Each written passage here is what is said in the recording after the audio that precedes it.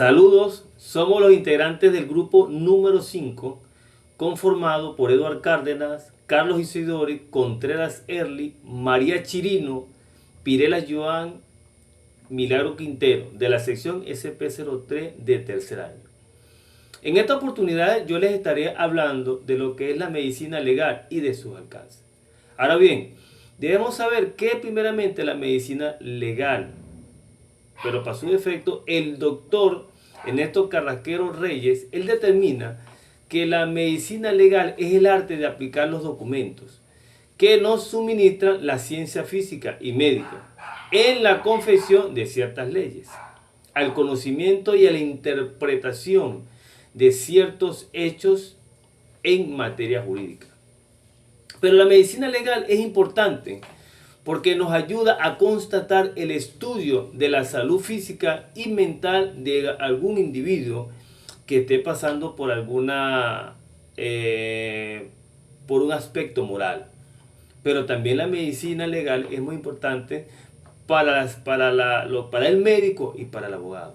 Pero contamos con una serie de alcances que son los siguientes, que es la autopsia y la determinación de las causas de muerte, evaluación de las lesiones, toxicología forense, genética forense y la psicología forense.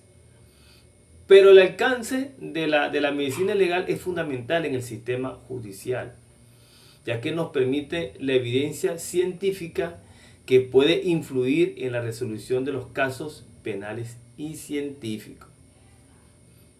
También va engranado la medicina legal en otras disciplinas, como el derecho y la salud, porque es una herramienta que se engranan y que permiten que se determine la valoración del inicio, pues, de alguna lesión que se determine en ese momento con algún individuo o algún delito. Bueno, a continuación le daré paso a mi otro compañero.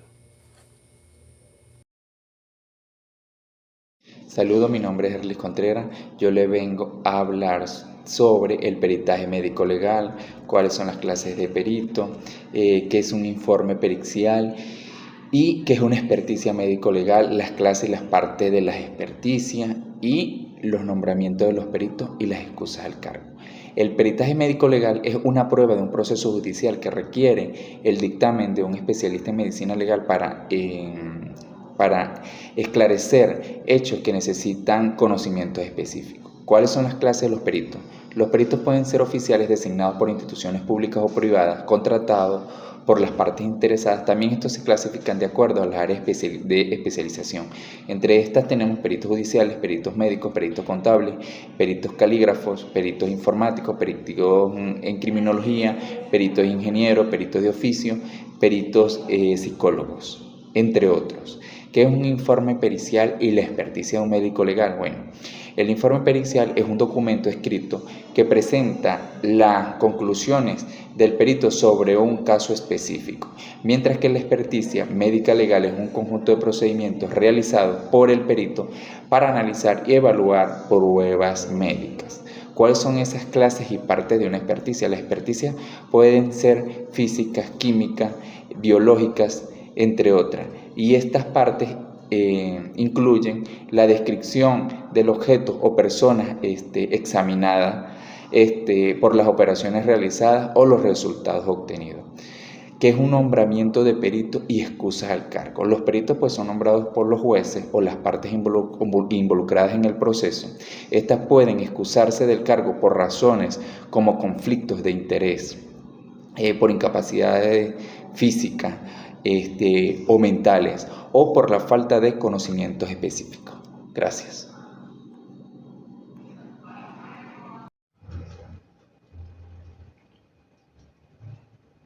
Mi nombre es Carlos Isidori y siguiendo en el mismo orden de ideas, vamos entonces a detallar los datos que debe suministrar el informe médico por parte del perito. Debe, por supuesto, llevar la identificación del perito, datos del caso al cual se está investigando, descripción de los exámenes realizados, hallazgos y observaciones del caso y las conclusiones emitidas por el perito. Vamos también a hablar sobre la experticia psiquiátrica.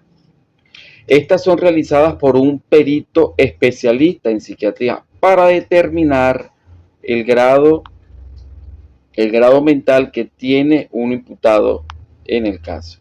Esas experticias psiquiátricas sí y solo sí deben ser realizadas por un experto, pero en el área de psiquiatría. Y vamos a establecer de manera taxativa la diferencia que existe entre la experticia y la inspección ocular. La inspección ocular es la observación directa por parte de un funcionario judicial o de un juez en un caso determinado. Y la experticia se centra en el análisis técnico realizado por un especialista en el área en la cual se hace esta experticia. Son totalmente diferentes estas dos actividades. Una realizada por expertos y la otra es la participación directa del juez o el funcionario judicial para visualizar de manera más cercana el caso. Hablemos de la psicopatología y la psiquiatría forense. Estas son dos disciplinas que se intersectan en el ámbito de la salud mental y el sistema legal, pero tienen enfoques y objetivos distintos. La psicopatología forense se centra en la comprensión de cómo las condiciones psicológicas pueden influir en el comportamiento criminal y cómo estas condiciones pueden ser evaluadas en un entorno judicial. Los profesionales en esta área analizan los posibles trastornos mentales en individuos involucrados en procesos legales. También determinan el comportamiento delictivo, es decir, que evalúan cómo los trastornos mentales pueden afectar la responsabilidad penal de un individuo. También realizan evaluaciones psicológicas que incluyen pruebas técnicas y entrevistas para determinar el estado mental de un acusado o testigo.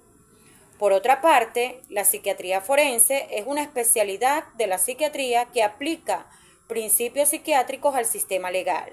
Cabe precisar que los psiquiatras forenses son médicos que se especializan en evaluar y tratar trastornos mentales en contextos legales. Sus funciones incluyen evaluaciones psiquiátricas, opiniones expertas, en este caso proporcionar testimonios e informes periciales sobre el estado mental de una persona en relación con su capacidad para ser juzgada, su responsabilidad penal o su riesgo de reincidencia.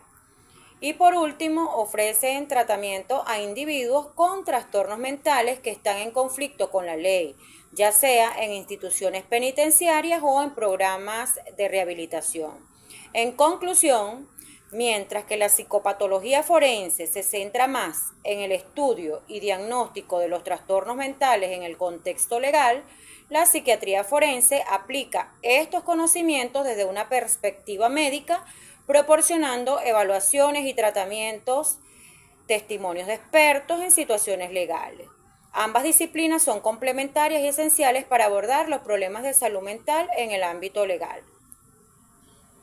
Seguimos con el punto número 4, que es la lesionología, traumatología médico-legal. Se dice que es la rama de la medicina legal que tiene por objeto el estudio de los estados patológicos producidos en el cuerpo humano, por efecto de la violencia ejercida sobre el mismo, y este daño recibe el nombre de lesión, la cual puede ser no solo física, sino también psíquica. Vemos algunas clasificaciones de las lesiones de acuerdo a cómo actúa el medio vulnerable. Decimos que hay lesiones incisas o cortantes, también lesiones punzantes y punzocortantes. También tenemos lesiones contundentes, como vemos las irritaciones cutáneas, escoriaciones, esquimiosis y la lacerocontusa. Veamos qué es la esquimiosis y sus caracteres. Es la contusión la contusión en forma de mancha que se debe a la infiltración de la sangre en los tejidos como consecuencia de ruptura de vasos capilares. Vemos sus caracteres, que son mancha lívida, negruzca o amarillenta de la piel o de los órganos internos a consecuencia de un golpe o otras causas, como podemos ver como trastornos hemorrágicos, y también vemos que su duración varía según la gravedad de la lesión y la salud general del individuo. Continuando con la defensa, les saluda Milagros Quintero. En esta oportunidad vamos a hablar sobre la anamopatología, que es una disciplina médica que se ocupa del estudio de los tejidos y células que presentan alteraciones patológicas relevantes en investigaciones médico-legales. Se aplica en las autopsias, identifican enfermedades o daños en tejidos para poder explicar la causa de muerte. Asimismo, los análisis forenses ayudan a detectar señales de agresión, envenenamiento o infecciones en muestras de tejidos. Entre las formas etiológicas, que son las causas y orígenes de las equimosis, presentamos que las equimosis son manchas que ocurren por la salida de sangre desde vasos sanguíneos rotos hacia los tejidos circundantes y se producen lo que nosotros llamamos moretones. Por tanto, son lesiones importantes que en el ámbito médico legal pueden proporcionar datos sobre el origen de un trauma o evento relacionado con un caso forense. Entre estos tenemos lo que son las contusiones o traumatismos. Se producen por golpes con objetos contundentes. Procedimiento quirúrgico, las equimosis pueden aparecer después de una cirugía. Fracturas, varices o uso de anticoagulantes. Las fracturas de los huesos, varices o uso de anticoagulantes pueden causar equimosis espontáneamente o después de minutos mínimos o después de mínimos traumas, por supuesto. Plaquetas bajas. La deficiencia provoca equimosis fáciles y extensas. La hemofilia o leucemia. Son las enfermedades de coagulación como la hemofilia o problemas sanguíneos como la leucemia pueden causar equimosis sin que exista un trauma significativo. Equimosis cutáneas o periorbitaria, que es decir, cuando nosotros hablamos del ojo morado, son lesiones visibles en la piel y alrededor de los ojos causadas por traumas o sangrado interno. El diagnóstico de las equimosis implica una evaluación exhaustiva de la historia del paciente y el análisis clínico para establecer cómo y cuándo ocurrió la lesión. Entre eso tenemos lo que se llama la historia clínica del caso, que permite descartar o relacionar antecedentes médicos como enfermedades o medicamentos. Los exámenes físicos analizan la ubicación, forma, tamaño y color de las equimosis. Las pruebas de laboratorio, análisis de sangre para evaluar problemas de coagulación, enfermedades sanguíneas o uso de fármacos anticoagulantes. El estudio de imágenes, ahí entran lo que son las radiografías, ultrasonido o tomografías para buscar daños internos relacionados con las equimosis. Las lesiones por caída y precipitación. El análisis de estas lesiones es esencial para determinar la mecánica de los hechos y establecer si fueron accidentales, intencionados o resultados de un suicidio. Entre estas tenemos lo que son las caídas, suceden en el mismo plano de sustentación, es decir, a nivel del suelo. Las lesiones comunes, contusiones en codos, rodillas y cabeza. Las precipitaciones implican desplomes desde alturas significativas como balcones o edificios. Las lesiones frecuentes, las fracturas múltiples, hemorragias internas y daños en órganos vitales. Muchísimas gracias a todos.